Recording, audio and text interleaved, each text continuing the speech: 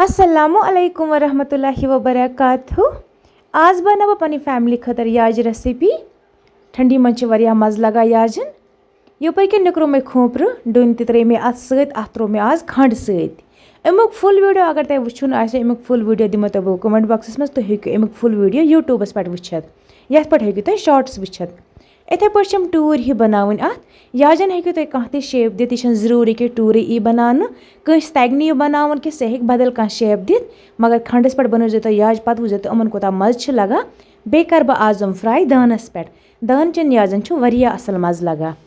One मकल मे याज ते बन दान जोल मे यपर किन जोल जोर मे तो अथ पे बह फ्राई कर असल पे। बह हम तुम लास्ट पे कूत क्रिस्पी आसन तो कलर कोता असल यी अमन। ठंडी मज याजन वरिया मज़ लगा इसलिए दिक आज घर को फरमाइश आज बना अस खतर याज पत खेमो नुन चाय सत। माशाअल्लाह यम 5-6 कर मे तैयार। याजन मज क्या क्या कोर मे यूज़ यह हेकु तुम यूट्यूबस पे वुचित। अमिच लिंक दिम बह कमेंट बॉक्सस मज पत वुचु तुम अमुक फुल वीडियो यूट्यूबस पे मे किथ पे बनाए याज।